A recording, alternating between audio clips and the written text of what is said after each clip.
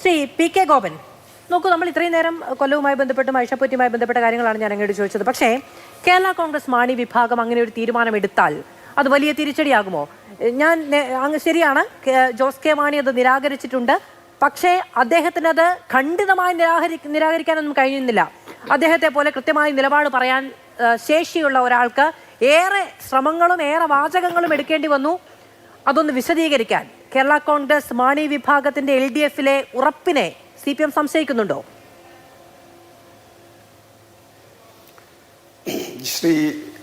Shrimati Madhu, Jose K മാണിയുടെ വളരെ ചെറിയൊരു ഫേസ്ബുക്ക് പേജ് ഒന്ന് വായിക്കുന്നത് നന്നായിരിക്കുമെന്ന് എനിക്ക് തോന്നുന്നു.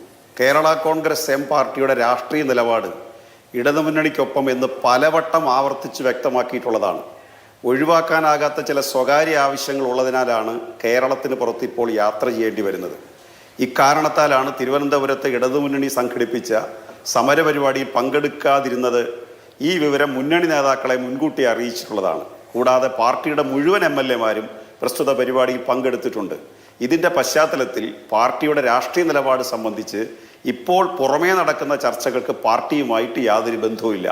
സത്യം ഇതായിരിക്കെ ആരെങ്കിലും ഇതുമായി ബന്ധപ്പെട്ട് നടത്തുന്ന അഭിപ്രായ പ്രകടനങ്ങൾ ബോധപൂർവം പാർട്ടിയെ അസ്ഥിരപ്പെടുത്താനുള്ള അജണ്ടയുടെ ഭാഗമാണ്. ഇതിനെ കേരള കോൺഗ്രസ് ഒറ്റക്കെട്ടായി എതിർക്കും. ഇതിനേക്കാൾ ക്രിസ്റ്റൽ ക്ലിയറായ ഒരു സ്റ്റേറ്റ്മെൻറ്റ് ഈ ഉയർന്നു വരുന്ന വിവാദത്തിൽ കേരള കോൺഗ്രസ് ചെയർമാന് പറയാൻ കഴിയുമോ? ഇത് അറിഞ്ഞു വെച്ചുകൊണ്ട് നമ്മൾ വെറുതെ ആശങ്കപ്പെടേണ്ട കാര്യമില്ല. ജോസ് കെ മാണിയുടെ ആ ഫേസ്ബുക്ക് പോസ്റ്റ് വായിക്കാതെ ഞാൻ ഈ ചർച്ചയിൽ ഇരിക്കും എന്ന് അങ്ങ് കരുതുന്നുണ്ടോ? ഞാൻ ആ ഫേസ്ബുക്ക് പോസ്റ്റ് 2 എഡിറ്റ് ഹിസ്റ്ററിയെ കുറിച്ച് കൂടി ഈ ചർച്ചയുടെ തുടക്കത്തിൽ പറഞ്ഞിരുന്നു. അതിലെവിടെയെങ്കിലും ആദ്യത്തെ പോസ്റ്റിൽ കേരള കോൺഗ്രസ് എം പാർട്ടിയുടെ രാഷ്ട്രീയ നിലപാട് ഇടതുമുന്നണിക്കൊപ്പം എന്ന് പലവട്ടം ആവർത്തിച്ച് വ്യക്തമാക്കിയിട്ടുള്ളതാണ് എന്നൊരു വരി അങ്ങേക്ക് കണ്ടെത്താൻ കഴിയുമോ? ഇല്ല, അത് പിന്നീട് ചേർത്തതാണ്. ഇല്ല, എഡിറ്റ് ഹിസ്റ്ററിയാണ്. ആദ്യം ചെയ്ത പോസ്റ്റിൽ അതില്ല. ആയിക്കൊള്ളട്ടെ. ഈ മഹാത്മാഗാന്ധിജി പറഞ്ഞിട്ടുള്ള ഒരു ഗംഭീരമായ അഭിപ്രായമുണ്ട് ശ്രീമതി മാധു. എൻ്റെ നിലപാട് എന്താണെന്ന് ചോദിച്ചാൽ, ഞാനൊരു പ്രശ്നത്തെ സംബന്ധിച്ച് ഏറ്റവും അവസാനം പറഞ്ഞതാണ് എൻ്റെ നിലപാട്. ഇതാണ് മഹാത്മജിയുടെ പ്രസിദ്ധമായ വാക്യം. അതുകൊണ്ട് മാറി മാറി വരുന്ന സംഭവവികാസങ്ങളിൽ ഒരാൾ ഏറ്റവും അവസാനമായിട്ട് എടുക്കുന്നതാണ് അയാളുടെ നിലപാടെന്ന് പറഞ്ഞാൽ. അതാണ് അതിന്റെ നിലപാടുകളെ സംബന്ധിച്ചുള്ള ചരിത്രം.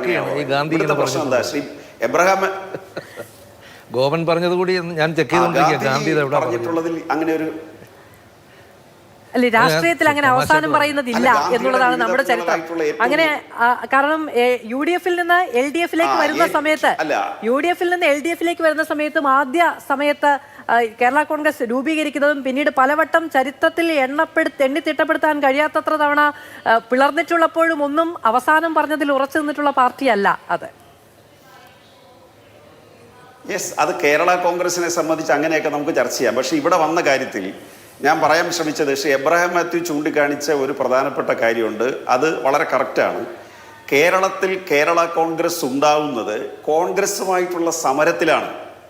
അത് ദേശീയ രാഷ്ട്രീയത്തിൽ കോൺഗ്രസ് കേരളത്തോട് കാണിച്ചു കൊണ്ടിരിക്കുന്ന ഇപ്പോഴും എന്നും അന്നും ഇന്നും, അതായത് 6 മന്ത്രിമാർ കേരളത്തിൽ നിന്ന് കോൺഗ്രസിനുണ്ടായിരിക്കെ കേരളത്തിന് എയിംസ് കൊടുത്തവരല്ല അവർ, പാലക്കാട് കോച്ച് ഫാക്ടറി കൊടുത്തവരല്ല, ഒരു വികസനം ഇവിടെ കൊണ്ടുവന്നവരല്ല. ഇപ്പോഴും 19 MP-മാർ കേരളത്തെ സംബന്ധിക്കുന്ന ചർച്ച പാർലമെന്റിൽ പോയി കേരള രാഷ്ട്രീയമാണ് അവിടെ ചർച്ച ചെയ്യുന്നത്. രാജ്യത്തിൽ കേരളത്തിന് വേണ്ടി യാതൊന്നും വാദിക്കുന്നവരല്ല. അപ്പോൾ അങ്ങനെയുള്ള ഒരു സന്ദർഭത്തിലാണ് കേരള കോൺഗ്രസ് ഉണ്ടാവുന്നത്. അതായത് കേരളത്തിൻ്റെ താല്പര്യങ്ങൾ സംരക്ഷിക്കാൻ കോൺഗ്രസ് തയ്യാറാവുന്നില്ല എന്ന രാഷ്ട്രീയ സമരത്തിൻ്റെ ഉൽപ്പന്നമാണ് കേരള കോൺഗ്രസ്. അതുകൊണ്ട് അവർക്ക് പ്രത്യയശാസ്ത്രപരമായി കോൺഗ്രസിൽ നിന്ന് അകന്നു നിൽക്കാനുള്ള എല്ലാ അടിത്തറയുണ്ട്. രണ്ടാമത് വോട്ട് ചോർന്നതിനെ കുറിച്ച് പറയുമ്പോൾ, വോട്ട് ഇടതുപക്ഷത്തിന് സീറ്റ് നഷ്ടപ്പെട്ടില്ലേ? ഈ തദ്ദേശ തെരഞ്ഞെടുപ്പിൽ CPM-ന് ഒരുപാട് പഞ്ചായത്ത് പ്രസിഡന്റുമാരുടെ നഷ്ടം ഉണ്ടായില്ലേ? ബ്ലോക്ക് നഷ്ടപ്പെട്ടില്ലേ? കോർപ്പറേഷൻ നഷ്ടപ്പെട്ടില്ലേ? അത് മാണിക്ക് മാത്രമായിട്ടുണ്ടായി. കേരള കോൺഗ്രസ് മാണിക്ക് മാത്രമായിട്ടുള്ള ഒരു നഷ്ടമല്ലാതെ അത് തെരഞ്ഞെടുപ്പിന്റെ പൊതുചിത്രത്തിൽ വന്ന ഒരു ബാക്കിംഗ് ആണ്, അല്ല ഒരു പിറകോട്ടടിയാണ്.